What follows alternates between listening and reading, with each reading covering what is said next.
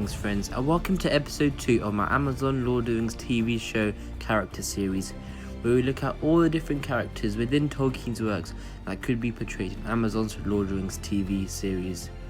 And in today's episode we are looking at Galad.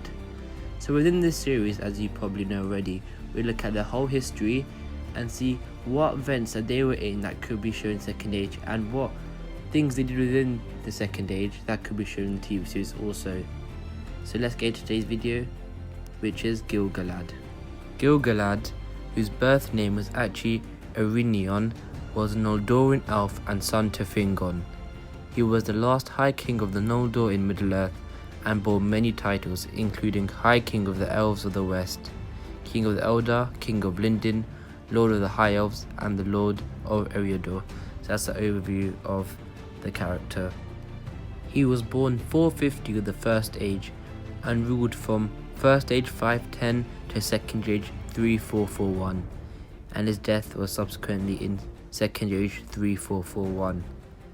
And the realms he stayed in and was ruler of were the havens of Sirion and Lindon, and his parents were, as said before, Fingon, and it is said that his mother was Orodreth, and that is said in Tolkien's later notes.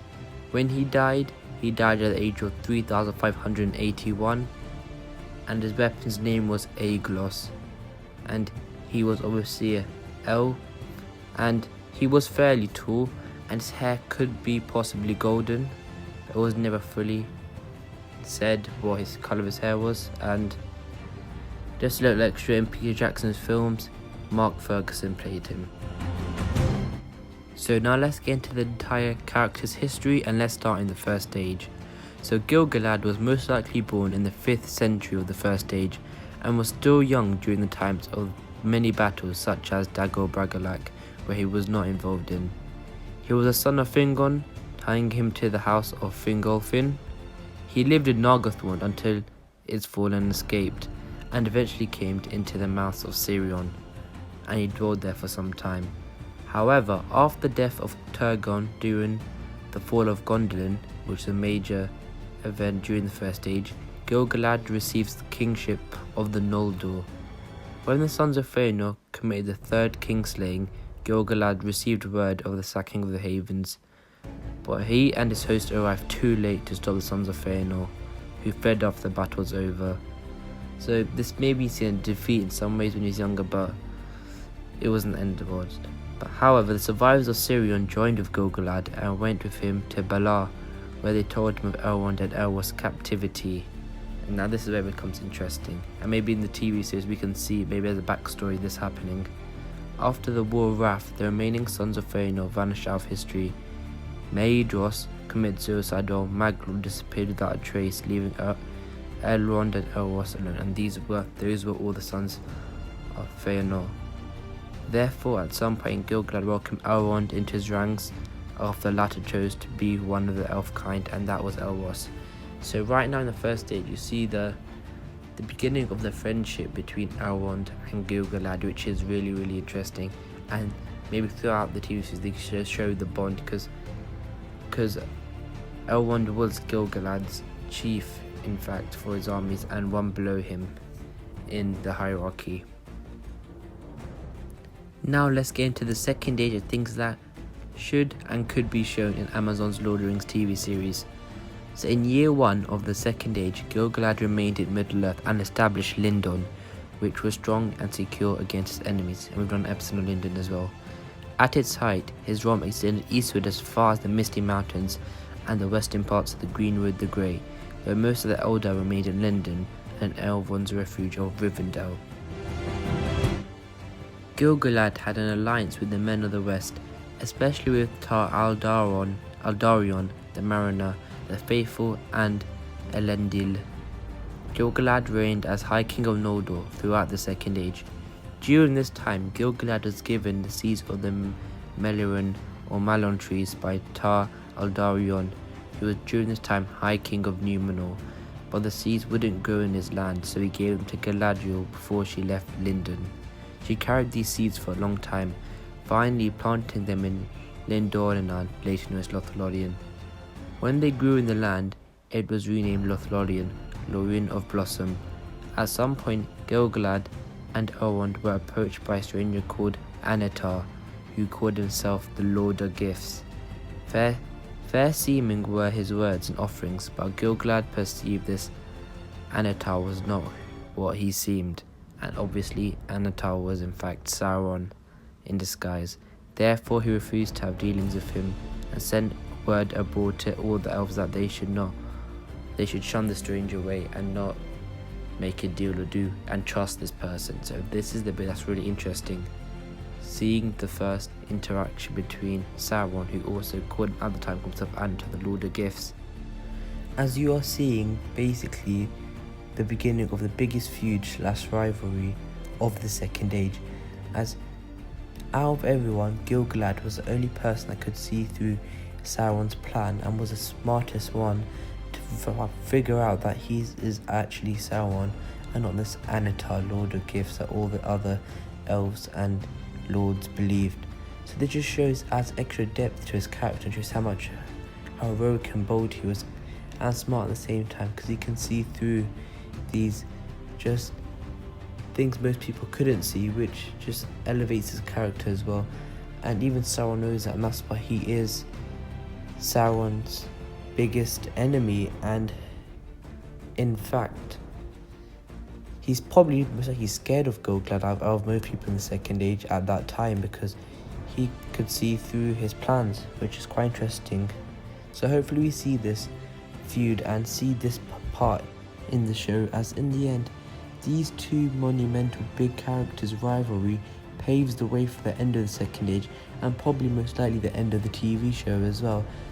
Carrying on, even though Gil-galad could see through Sauron / Annatar's deception, Annatar was in fact received in Eregion, where he taught the elves how to make the Rings of Power. But Gil-galad's distrust was proven correct, as Annatar was Sauron in disguise, and the rings were tools for his wicked plans to dominate Middle-earth. Later on, Gil-galad was entrusted by Celebrimbor with the elven rings Vilya, which was a ring of air, Narya, ring of fire, and those two were two of the elven rings. Gil-galad then passed these rings on to his herald Elrond and his lieutenant Círdan, prior to the demise at the siege of Barad-dûr. For a long time, Gil-galad waged war with Sauron, but the High King was aided by the Númenóreans, then ruled by Tar-Minster, which hindered Sauron's forces. Sauron, who barely escaped with a bodyguard, returned to Mordor, where he laid low, gathering his strength, and was plotting vengeance against the Dunedain. He was later confronted by the Númenóreans and brought back as a prisoner to their homeland, leaving Gil-galad free to rule Middle-earth in peace. In Sauron's absence, Gil-galad's power grew to the point where Sauron was dismayed when he returned from the ruin of Númenor. Yet the survivors of Númenor, known as the Faithful, arrived in Middle-earth and established their kingdoms. They retained their friendship with the elves, and both Elendil and Gil-galad took counsel as to how they should deal with Sauron. At length they decided to gather all of their host to attack Sauron before he could recover his strength. This shows how good of a ruler, well, not really a ruler during that time, but how well Gil-galad looked over Middle-earth for a certain amount of time, as there was so much peace and nothing really went wrong, to be fair, during that time, and shows again how much of a good leader he is. So where will she see these attributes in the TV series? Finally, near the end of the Second Age, due to the re-emergence of Sauron, Gil-galad joined forces with the king Elendil to defeat the might of Mordor, which was reborn again with the return of Sauron.